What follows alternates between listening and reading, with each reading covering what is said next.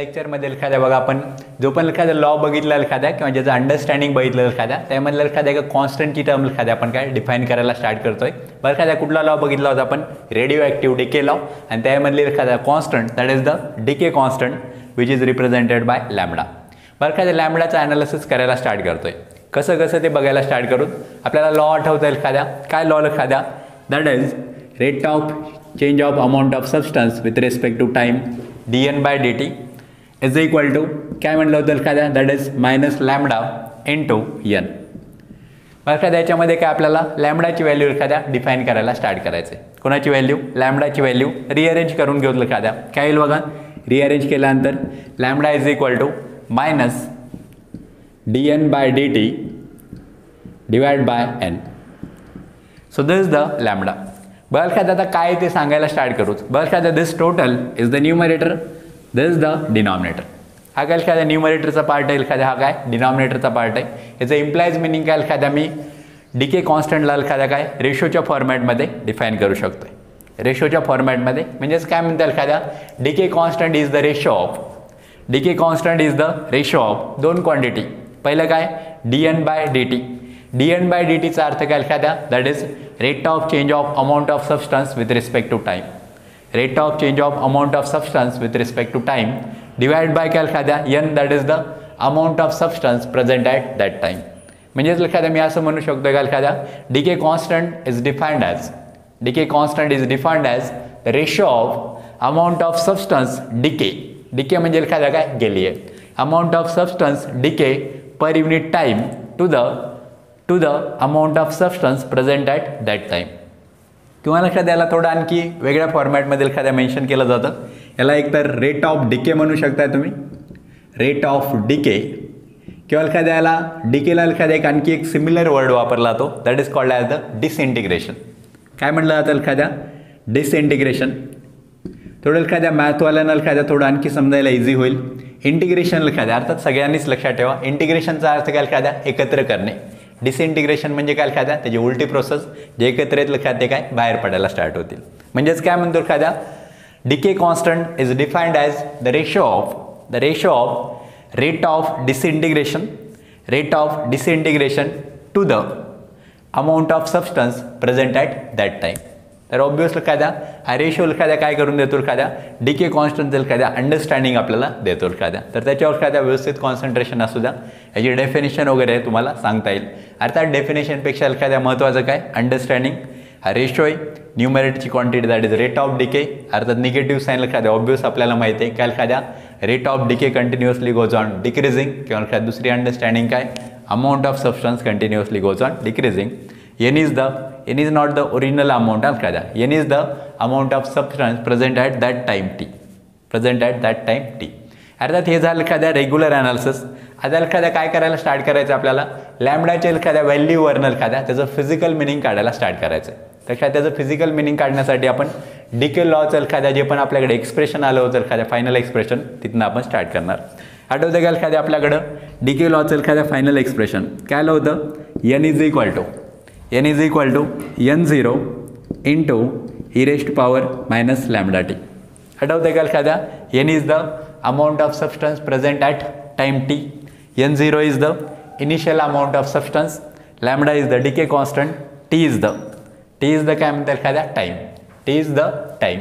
बघ काय म्हणतो एखाद्या n is the amount of substance present at time t, n0 is the original amount of substance, lambda is the decay constant, T is the time.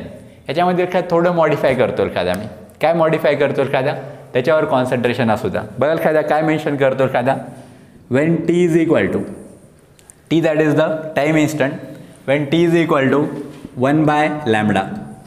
काय म्हणतो एखाद्या T is equal to 1/λ. टीची value काय एखाद्या put केली मी 1/λ जर असेल तर एखाद्या काय ॲनालिसिस होऊ शकते. टीच्या जागेवर एखाद्या काय पुट केलं मी 1/λ जर एखाद्या पुट केलं तर त्याचं ॲनालिसिस काय असू शकतं. बरं एखाद्या ओरिजिनल फॉर्म्युलामध्ये आपण मॉडिफिकेशन करायला स्टार्ट करणार आहे. कसं काय मॉडिफिकेशन होईल एखाद्या ते बघायला स्टार्ट करू. टीच्या जागेवर काय एखाद्या 1/λ काय होईल बघा n इज इक्वल टू व्यवस्थित कॉन्सन्ट्रेट एखाद्या n is equal to n0 into e raised to power minus lambda into T. Minus लॅम्बडाला minus lambda as it is बोला टी म्हणजे काय लिखा द्या, टीची व्हॅल्यू काय ठरलं, टीची व्हॅल्यू दॅट इज 1/λ. टीची व्हॅल्यू लिखा द्या 1/λ. काय काय बघा, लॅमडा लॅमडा गेट कॅन्सल, काय राहील e⁻⁻1. आपण शिकलो लिखा द्या, न्यूमरेटरला जर लिखा द्या पॉवर मायनस असेल, डिनॉमिनेटरला गेला काय होईल तो प्लस, अर्थात -1 लिखा द्या डिनॉमिनेटरला गेला काय होईल +1. मी याला असं म्हणू शकतो का, n is equal to n0 divide by e⁻1. अर्थात 1 दाखवला नाही कारण काय द्या 1 काय डिफॉल्ट असणारच. आता ईची व्हॅल्यू लिखा द्या, ईची व्हॅल्यू माहीत असू द्या लिखा द्या इज इक्वल टू, ईची व्हॅल्यू लिखा द्या तुम्हाला बऱ्याच वेळा लिखा द्या लागेल, सध्या लक्षात ठेवा दॅट इज 2.7183. 2.7183 काय म्हणतो लिखा द्या, n इज इक्वल टू काय भेटलं आपल्याला, n is equal to n0 divide by 2.7183. Understanding clear, काय अंडरस्टँडिंग क्लिअर लिखा द्या, n is the amount of substance present, काय म्हणतो बघा काळजीपूर्वक लिखा द्या, n is the amount of substance present at time. Time T म्हणण्याच्या ऐवजी लिखा द्या टाइम इज इक्वल टू काय लिखा द्या, that is reciprocal of decay constant. Time that is the reciprocal of decay constant. तर बघा लिखा द्या आपण काय सांगायला स्टार्ट करतोय त्याच्यावर concentrate. n is equal to काय भेटलं लिखा द्या आपल्याला, n0 divide by 2.7183. n0 is the initial amount of substance. आता एखाद्या व्यवस्थित कॉन्सन्ट्रेट ना एखाद्या मेन अंडरस्टँडिंग काय आणि त्याच्यावर एखाद्या कॉन्सन्ट्रेशन काय करायचं आहे ते आपण बघायला स्टार्ट करतो आहे. बघा व्यवस्थित किंवा काय अंडरस्टँडिंग आहे किंवा काय एखाद्या आपल्याला सांगायचं ते बघा. त्याला थोडं सिम्प्लिफाय करतो आहे. याला जर एखाद्या थोडं सिम्प्लिफाय एखाद्या केलं एखाद्या आपण याला जर एखाद्या आपण सिम्प्लिफाय केलं तर काय होईल एखाद्या थोडं ॲप्रॉक्सिमेशन वापरतो एखाद्या 2.7183 येणार का त्याला काय म्हणतो मी 2.7 जर एखाद्या असेल बघा एखाद्या डिनॉमिनेटरला काय घेतलं आपण 2.7 n0ला n0 as it is. Decimal एखाद्या एक अंकानंतर एखाद्या न्यूमरेटरला काही नाही म्हणजे काय 1 असणारच आहे. डेसिमल उडवला एखाद्या काय होईल 10. डेसिमल एखाद्या उडवल्यानंतर एखाद्या न्यूमरेटरला 10 डिनॉमिनेटरला काय एखाद्या 27. बघा एखाद्या यांनी याला तर डिवाइड करायला स्टार्ट करणार आहे आपल्याला पडतं डिवाइड नाही होणार एखाद्या याचा अर्थ काय डेसिमल द्यायला लागेल 0 पॉईंट जर एखाद्या घेतलं तर ऑब्वियस एखाद्या काय होईल या ठिकाणी 100. 27 1 जा 27 वर काय 100 म्हणजे काय एखाद्या कितीचा भाग बसेल 3चा 27 3 जा दॅट इज 81 राहिल्यानंतर एखाद्या 19 एखाद्या येतं आणि ऑब्वियस एखाद्या पुढं पण काय तुम्ही त्याला डिवाइड करू शकताय. किती राहिलं बघाल एखाद्या पटतंय ना सगळ्यांना 81 वर काय होतं एखाद्या 100 दॅट इज 19 वर एखाद्या 0 किती एखाद्या 190. तर बघा एखाद्या 190 एखाद्या काय आपण 27 एखाद्या डिवाइड करणार आहेत. ऑब्वियस एखाद्या 27च्या एखाद्या हे कॅल्क्युलेशन्स करायला स्टार्ट करा. अराउंड एखाद्या रफली 7चा एखाद्या भाग बसून जाईल. तर ऑब्वियस एखाद्या n is equal to 0.37 into n0.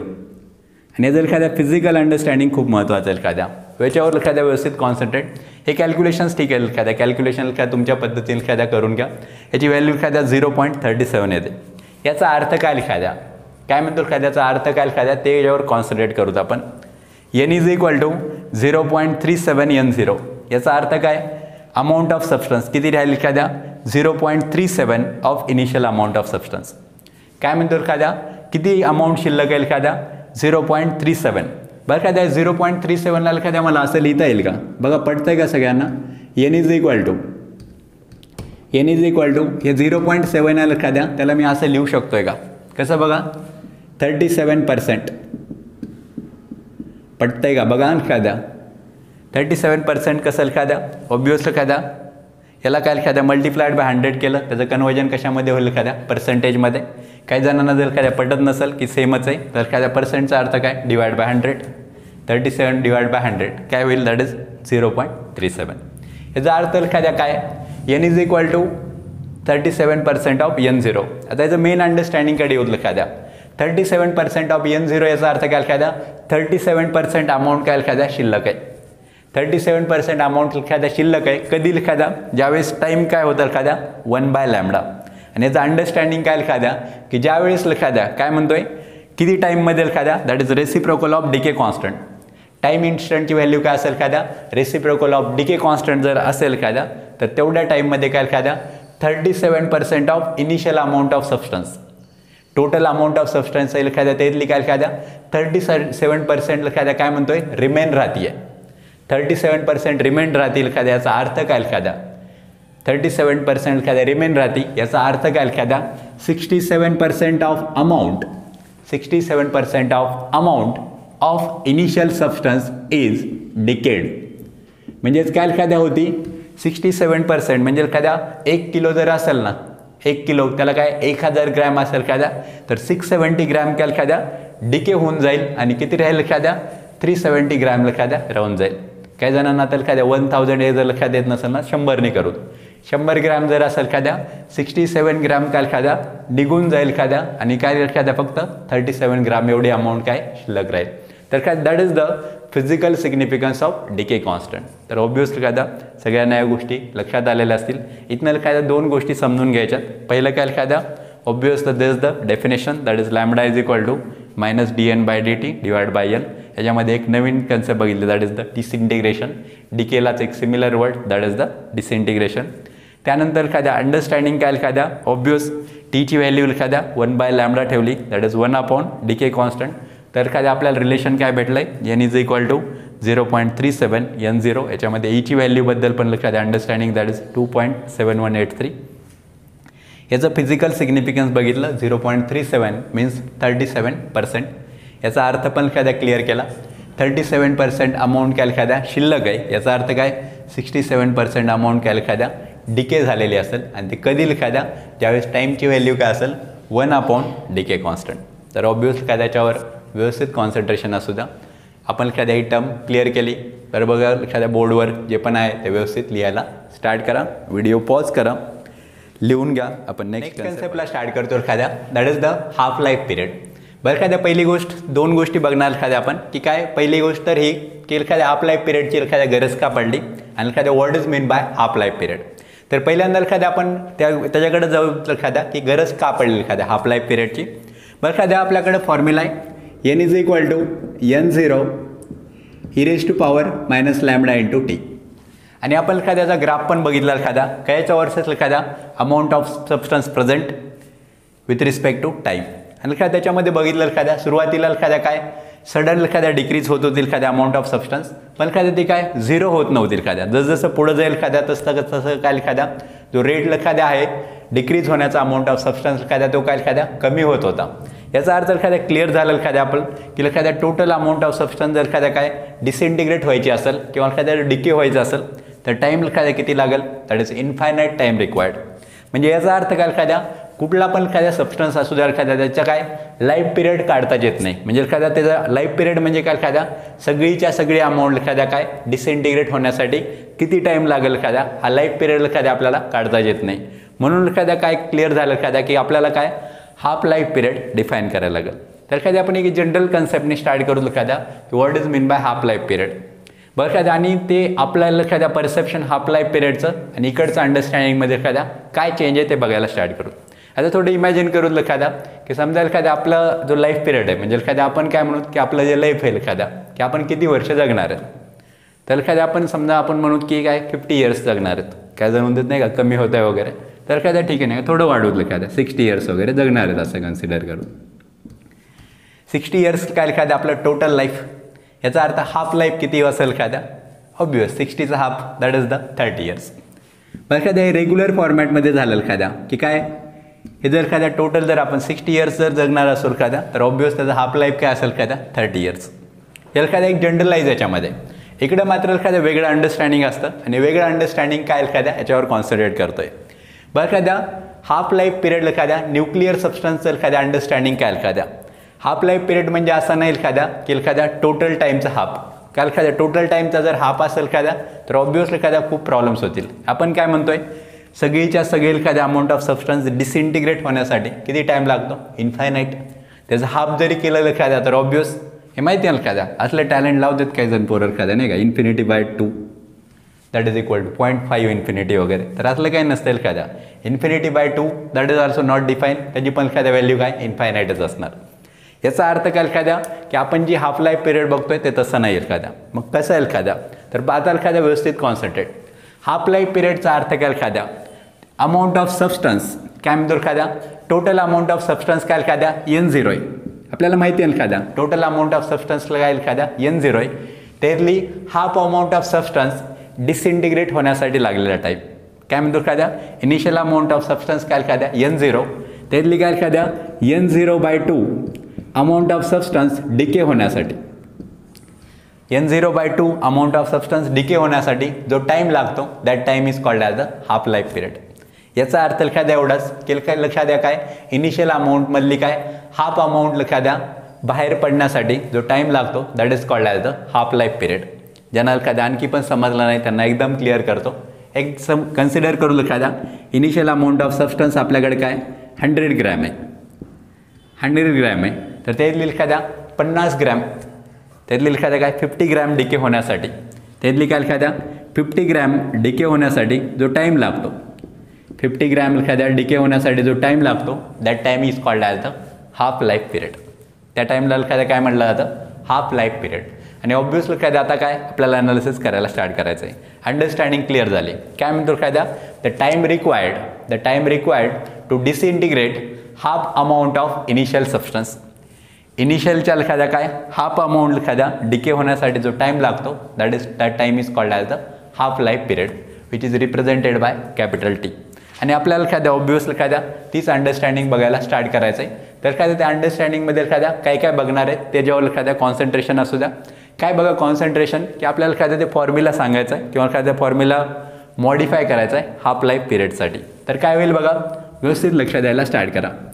काय बघा आपल्याकडं N is equal to N0 e⁻⁻ आहे ना फॉर्म्युला. बघा इकडे N is equal to N0 e⁻⁻. आपल्याला एखाद्या अंडरस्टँडिंग काय एखाद्या ज्यावेळेस N इज इक्वल टू काय होईल N0/2 N is equal to काय होईल N0/2 N is equal to N0/2 म्हणजे काय हाफ अमाऊंट डिसइंटिग्रेट झाली किती राहील हाफ अमाऊंट शिल्लक राहील.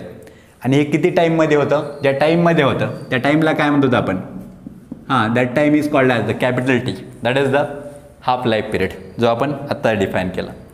या दोन कंडिशन काय करणार आपण या इक्वेशनमध्ये पुट करणार.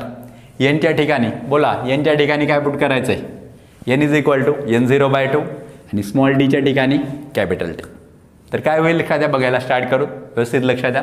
काय बघा Nच्या ठिकाणी N0/2 इकडे काय N0ला N0 as it is into e⁻⁻ into capital T. काय अडचण याच्यामध्ये कुठं काय कन्फ्युजन बरं एखाद्या काय इकडे N0 इकडे एखाद्या N0 कॅन्सल. काय राहील एखाद्या आपल्याकडं 1/2 इज इक्वल टू e⁻⁻T. आपल्याला काढायचं काय एखाद्या कॅपिटल Tची व्हॅल्यू काढायची. कॅपिटल Tची व्हॅल्यू काढायची तर याला खाली उतरावं लागेल पहिल्यांदा. आणि याला खाली उतरवण्यासाठी एखाद्या एकमेव option take log of both sides. दोन्ही साईडचा काय कराल एखाद्या लॉग घ्याल एखाद्या. अर्थात या दोन्ही साईडचा लॉग घेताना एखाद्या एक टॅलेंट लावलं एखाद्या आपण याला एखाद्या LHSला पाठवूत याला एखाद्या RHSला पाठवूत. काल एखाद्या याचा पॉवर मायनस आहे ना तो एखाद्या प्लस करून घेऊ. काल एखाद्या आपल्याला काय कॅपिटल Tची व्हॅल्यू एखाद्या प्लसच्याच फॉर्मॅटमध्ये काढायची तर याला LHSला पाठवा याला RHSला.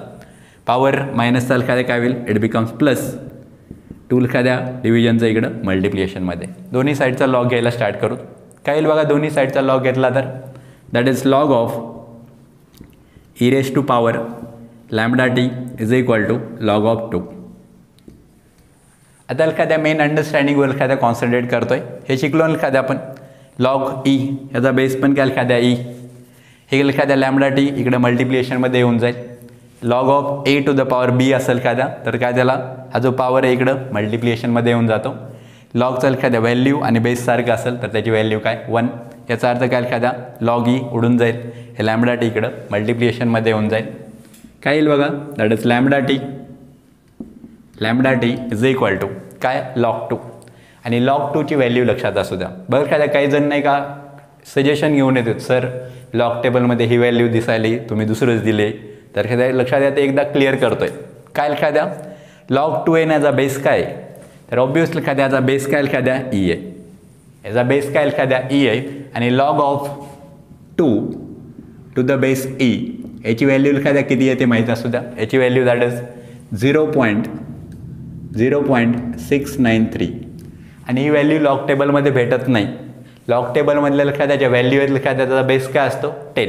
मग ते पण दाखवतो एखाद्या तुम्हाला ते पण अंडरस्टँडिंग येऊ द्या. काय बघा एखाद्या log of 2 to the base 10 याची व्हॅल्यू काय असते दॅट इज 0.3010. मग एकदा ते तिसरं पण अंडरस्टँडिंग काढून देऊत लक्षात द्या की ज्याच्यामुळे लक्षात द्या कन्फ्युजन काही वेळा क्रिएट होतं.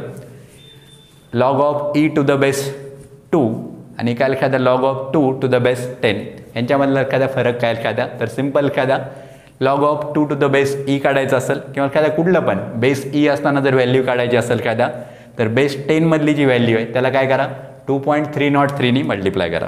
कितीनी मल्टिप्लाय करा 2.303. तर हा डिजिट लक्षात असू द्या आणि याच्यावर कॅल्क्युलेशन करा.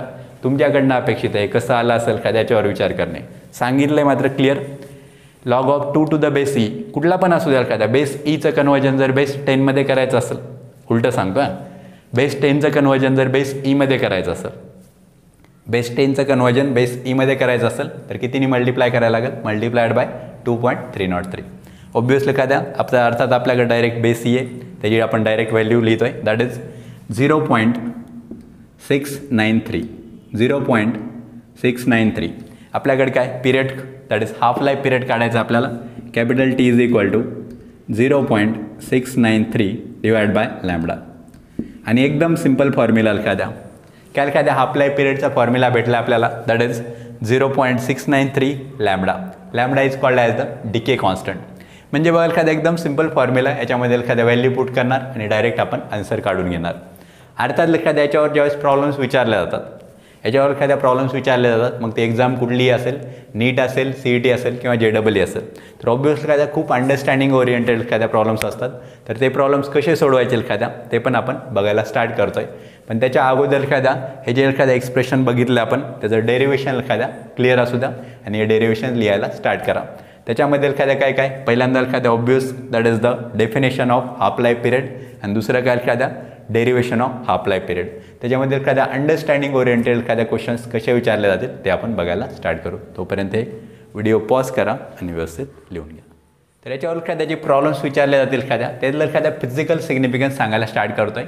बरं एखाद्या याच्यासाठी एखाद्या वेगवेगळे फॉर्म्युले सांगितले जातात एखाद्या प्रॉब्लेम सोडवण्यासाठी. पण एखाद्या एक सिम्पल ट्रिक सांगतो आहे आणि ज्याच्यावर एखाद्या कॉन्सन्ट्रेट करा. खूप सिम्पल प्रॉब्लेम्स वाटतील आणि बाकीचे स्टुडंट एखाद्या फॉर्म्युला लिहिण्याच्या अगोदर आपलं एखाद्या आन्सर आलेला असेल तर एखाद्या पहिल्यांदा बघूत की कसं एखाद्या क्वेश्चन्स विचारले जातात.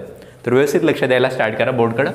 बघा काय म्हणतो एखाद्या की कन्सिडर करू एखाद्या एक्झाम्पल म्हणतो एखाद्या इनिशियल अमाऊंट ऑफ सबस्टन्स दिली आपल्याला. काय म्हणेल एखाद्या अमाऊंट ऑफ सबस्टन्स एखाद्या कुठला तर रेडिओ ॲक्टिव्ह एलिमेंट्स आहे आणि त्याचा एखाद्या मास किती दिले आपल्याला दॅट इज द 100 ग्रॅम.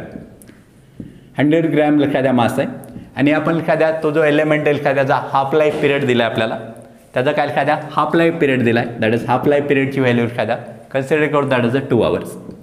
हे रँडमली एखाद्या व्हॅल्यू पुट केला तर एखाद्या म्हणजे याचं काय एखाद्या फिजिकल सिग्निफिकन्स नाही आहे एखाद्या या व्हॅल्यूचं.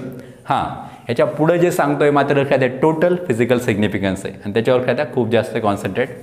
बरं एखाद्या आपल्याला काय चेक करायचं एखाद्या टाईम चेक करायचा आहे की काय एखाद्या किती टाईम नंतर एखाद्या किती अमाऊंट ऑफ सबस्टन्स राहील किती अमाऊंट ऑफ सबस्टन्स राहील. आता एखाद्या पहिल्यांदा एखाद्या क्लिअर करू एखाद्या आपण 100 ग्रॅमची एखाद्या 50 ग्रॅम झाली. 100 ग्रॅमची एखाद्या किती झाली एखाद्या 50 ग्रॅम. पहिली सिच्युएशन म्हणतो एखाद्या फर्स्ट सिच्युएशन 100 ग्रॅमची काय झाली एखाद्या 50 ग्रॅम झाली अमाऊंट ऑफ सबस्टन्स. किती टाईम लागेल पटतंय ना. 100ची हाफ काय 50 ग्रॅम. आपल्याला एखाद्या क्लिअर केलं आहे हाफ लाईफ पिरियड म्हणजे काय ओरिजिनल अमाऊंटची काय एखाद्या हाफ होण्यासाठी लागलेलं time that is the half life period.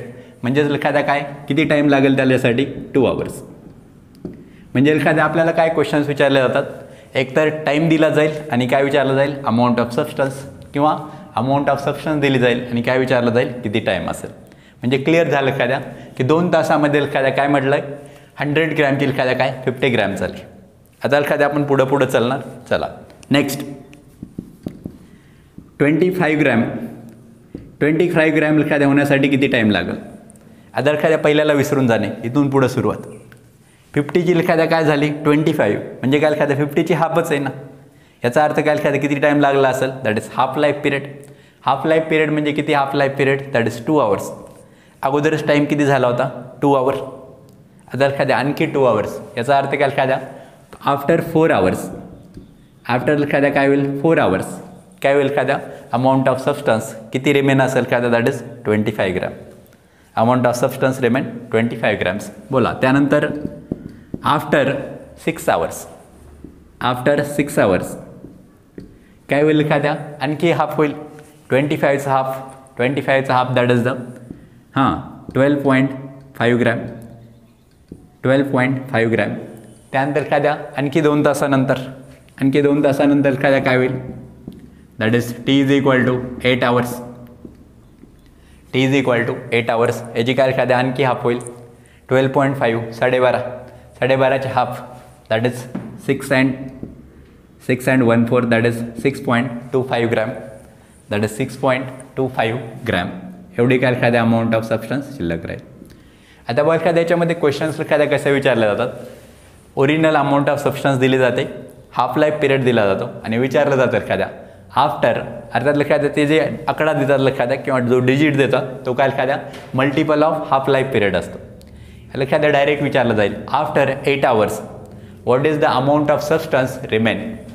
What is the amount of substance remain. तर एखाद्या आपलं अंडरस्टँडिंग क्लिअर, काही दुसरं काढत नाही बसायचं एखाद्या डायरेक्ट सुरू करायचं. हाफ व्हायला 4 आवर्स म्हणजे हाफ व्हायला काय 2 आवर्स. त्यानंतर त्याची हाफ व्हायला 4 आवर, त्याची हाफ व्हायला 6 आवर्स, त्याची हाफ व्हायला 8 आवर्स. हे एखाद्या 6.25 ग्रॅम हे काय हे क्लिअर असू द्या एखाद्या. This is the amount of substance remain. Amount of substance remain after 8 hours. Amount of substance remains after 8 hours. एखादा जर पेपर जर खूप भारी निघला एखादा तर विचारलं जाईल what is the amount of substance decade. What is the amount of substance decade in 8 hours. तर त्यावेळेस लक्षात द्यावं आपल्याला ते आन्सर काय असेल that is original amount of substance minus remain amount of substance. या लक्षात दोघांचं जे डिफरन्स असेल that is the amount of substance decade. तर ऑब्वियस काय त्या सगळ्या गोष्टीवर कॉन्सन्ट्रेट असू द्या. फिजिकल सिग्निफिकन्समधल्या एखाद्या सगळ्या अंडरस्टँडिंग क्लिअर केलात. कुठल्याच फॉर्म्युल्यावर एखाद्या डिपेंड राहण्याची गरज नाही. आणि एखाद्या खूप क्लिअरली सांगतो एखाद्या असेच प्रॉब्लेम्स विचारले जातात. मग ते एक्झाम JEEची असेल, CET असेल किंवा नीटची एक्झाम असेल, खूप कंटिन्युअसली एखाद्या याच्यावर प्रॉब्लेम्स विचारले जातात. अर्थात आपण सध्या काय बघितलं आहे फिजिकल सिग्निफिकन्स एक्झॅक्ट याच्यावरचे एखाद्या प्रॉब्लेम्स आपण पुढच्या लेक्चरमध्ये बघायला स्टार्ट करू. तर आजच्या लेक्चरमध्ये एखाद्या आपण थांबतोय. बोर्डवर एखाद्या ज्या पण गोष्टी आहेत एखाद्या कुठेच वर्डिंग नाही आहे एखाद्या, तेव्हा एखाद्या ऑब्वियस ज्यावेळेस तुम्ही लिहिणार आहे एखाद्या तर त्यावेळेस एक सगळ्यात महत्त्वाची काळजी घ्याल एखाद्या. काय काळजी घेणार एखाद्या तर जे पण एखाद्या वर्डिंग नाही एखाद्या जे पण एखाद्या मी सांगितलं एखाद्या त्याच अंडरस्टँडिंग एखाद्या करत चला आणि शक्यतो मनाने केलेलं एखाद्या भारी राहील. आपण थांबून घेऊ.